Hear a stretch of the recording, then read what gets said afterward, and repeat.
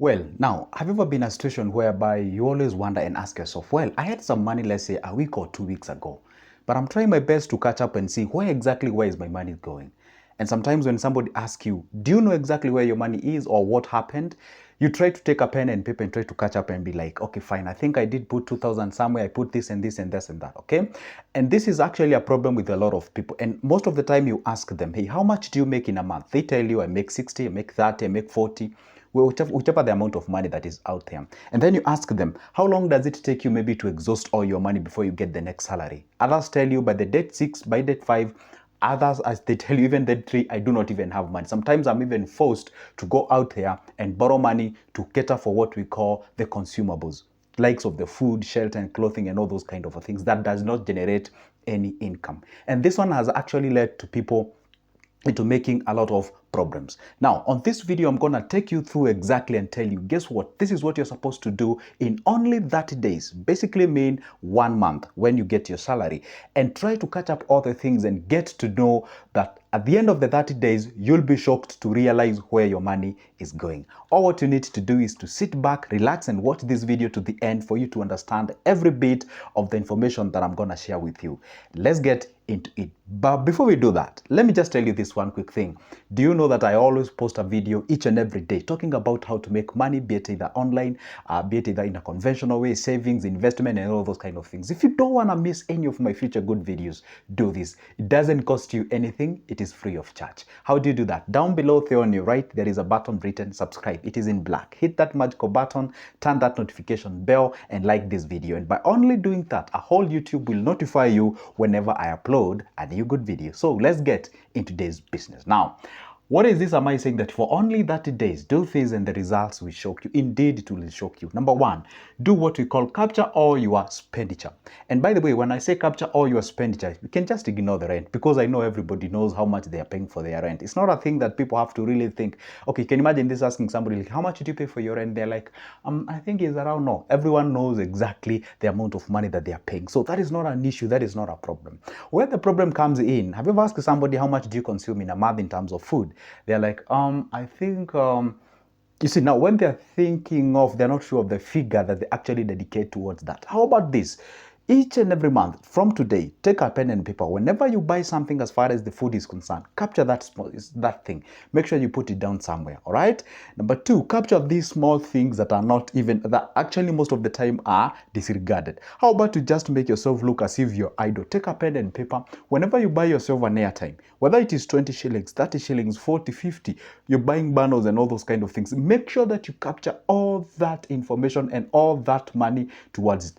Just write somewhere what goes towards my rent, or rather, not rent, but rather, but your bundles, your internet, your calling, your messages, your SMSing, and all those kind of things. What goes towards my food, put it aside, all right? What goes toward this kind of a thrift shopping? You're just somewhere, you're buying a manchoma, you're just somewhere, you're buying mituras and all those kind of, these small things that people tend to ignore in their lives. Try to capture all those things and actually assign that amount of money that you surely do so.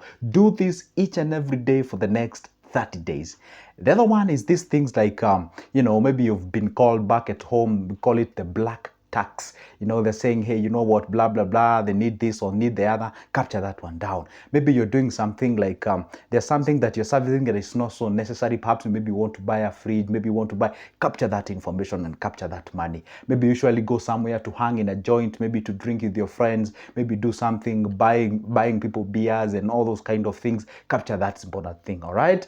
And maybe you're fueling your car to go nowhere and all those kind of things. If you're in that level, capture that information. You see, all those things that we tend to overlook them, we tend to ignore them. Make sure that you capture each and everything and make sure that you actually have amount of money for each and every day that you actually do that thing. And then you'll be able to see for how frequent you're actually doing that specific thing. Now, after capturing all that information, what do? You record everything and don't leave any stone unturned.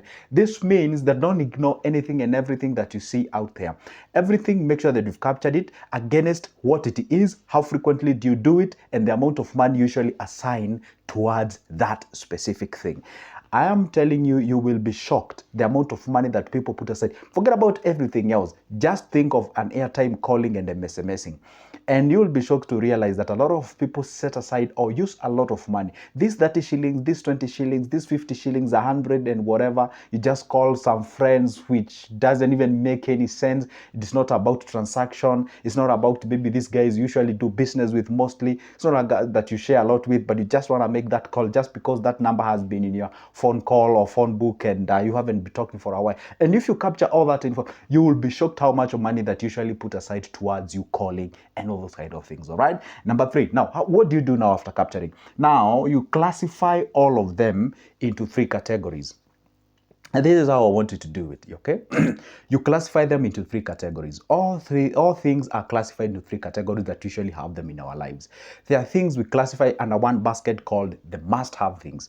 That basket called the must-have things, it means things that are inside there are the things that we ought to have. We must have them. Likes of the food. You cannot negotiate with food. You can't negotiate with clothing. When I say clothing, I don't mean like high-end clothing like the Versace, Gucci, and what have you. I say like for very basic reason for just, you don't be naked, right? So food, the shelter as well, that's a very must have thing. Of course, you have to have a roof on top of your head. So those are the 3 things that you must have them. You cannot negotiate with them, all right? The other basket is about the good to have. The good to have, these are the things that, yeah, it's good to have. Honestly, it's good to have a telly. It's good to have a TV, that's it.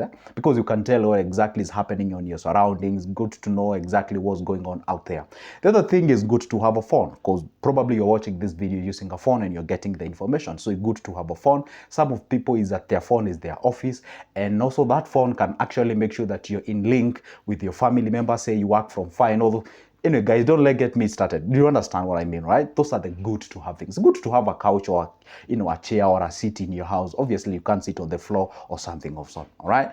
Okay, now the last basket is what we call the nice to have. The nice to have, these are the things you really don't have must. It's not a must you have them. They're just nice to have. Okay, it's nice to have an iPhone 14 Pro Max, all right?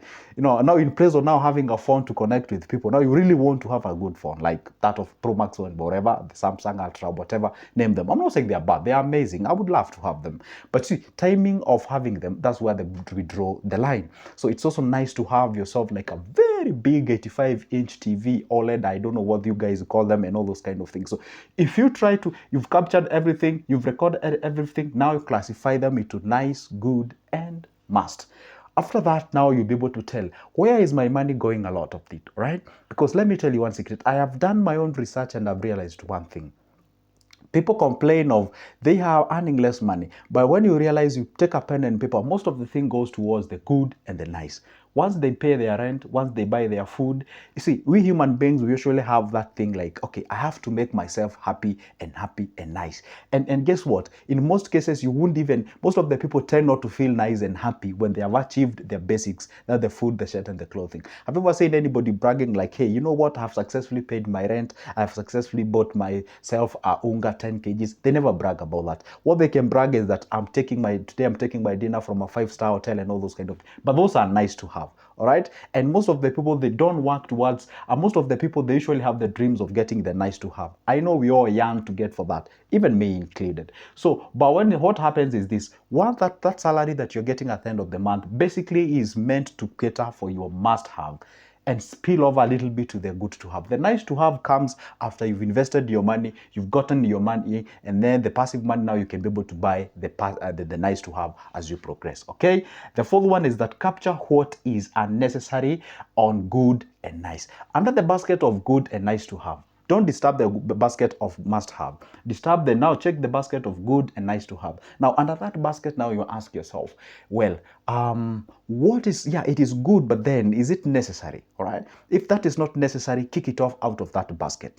Well, I'm not saying that you go back home and switch all the TVs and sell your family saying, I'm going to sell all the TVs because that's what Joseph said. I'm going to sell my phone. No, that's not what I'm saying. TV is important. Having a phone is important. Having a seat or a couch in your house is important. Having electricity is important, right? So the point is this, kick out that what you find it is not necessary. A lot of fridges, fans, the dispensers, freezers, things that are consume a lot of your money, and what you're putting inside there, they do not even actually save you nothing. Sometimes I wonder, you find somebody has a very big freezer worth 60,000 Kenyan shillings and you always put a fruits of worth 20 Kenyan shillings, a fruit of 50 Kenyan shillings, a fruit that you can be able to actually buy from the market, eat directly, you finish, tomorrow you buy another one. So in real sense, that fruit doesn't even help you in anything. And it's actually consuming electricity because it's forever on. So some of these things you just need to look at your house and get to see where your money is going.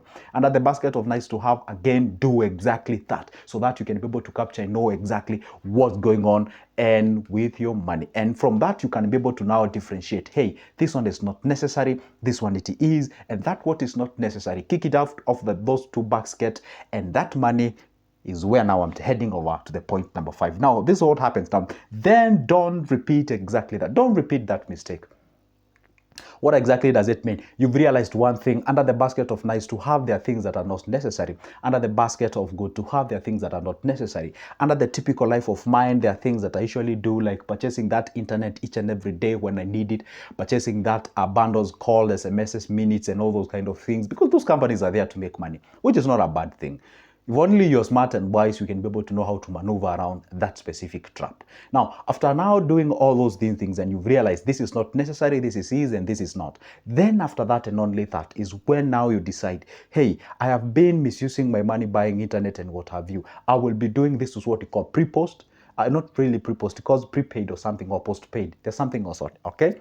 So they're postpaid. Or you can decide, hey, this is what I do consume internet. I would rather go deep into my pocket, install Wi-Fi in my house, and be able to pay that 2,000, 3,000, 1,000, 1,500. Some of them even charge 1,000 bob per month.